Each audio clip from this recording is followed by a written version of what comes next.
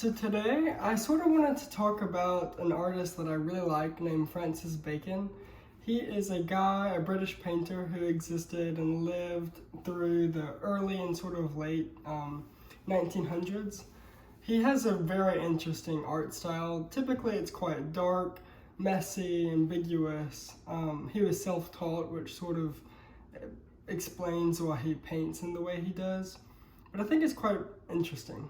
And looking at the painting today, we're going to be going over two figures in the grass, which is honestly my favorite Bacon painting. It has a lot of different elements in it that differs from his typical style.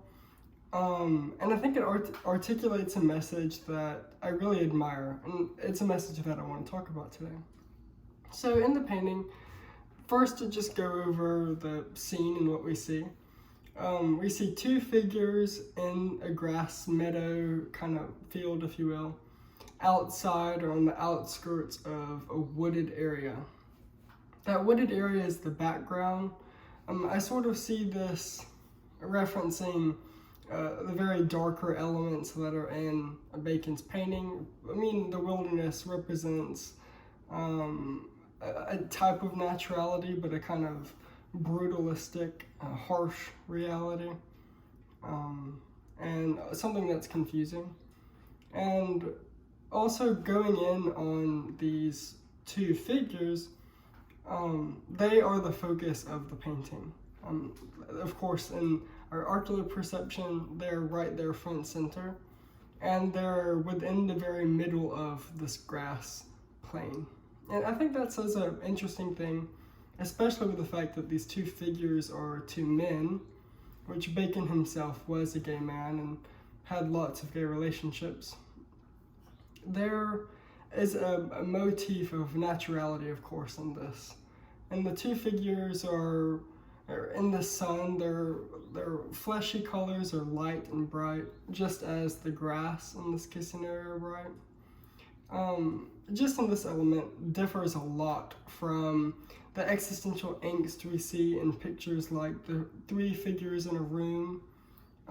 They're both these sort of nude or nude perceived images, and there's this much more of a lonely element in three figures in a room compared to this. And I think that plays into the message in two figures in the grass. The lack of loneliness and the unification between two people is something that we should look into. And I think setting these two figures molded together like clay, to where we can hardly make out who is who, and they're just together. That togetherness is important in the painting. And I think he's really just trying to articulate just how natural his relationships are, and queer people in general and queer relationships are incredibly natural. Of course, they come about in nature, as we might say, but all throughout many different ages and many different societies. One in which he is in the 1950s. It's sort of a harsh time period in America's history, but also British history, towards gay people and queer people. I think a message he's saying that's much different than his other messages in Pope 2, for instance, is this source focus and this subject matter isn't within darkness. So Pope 2, for instance, a very famous portrait of his, the Pope is encased in this darkness, and it is a subject wrapped around it.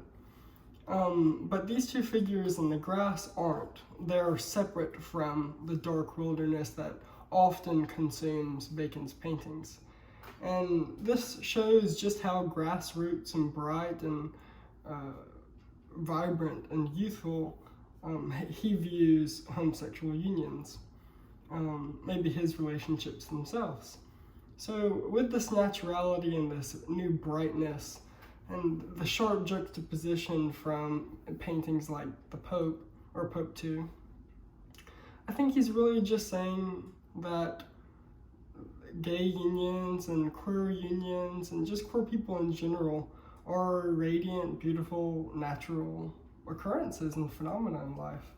And that just how the union of, or the Christian union, how we sort of understand it as man and woman, and that's the sort of unification that underlies all culture.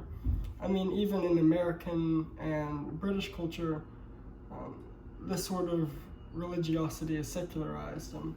Man and woman have joint bank accounts, or they have joint families and things like that, the nuclear family. This is continued in this painting, this sort of reference of unification and purity as a union. That's just something I really like that differs from Bacon's typical paintings, and I hope you enjoyed it. And of course, it's painting, it's up to interpretation, and I hope you have cool little interpretations of your own, and if you want to write it down in the comment section, definitely do that. Alright, see you guys, much love.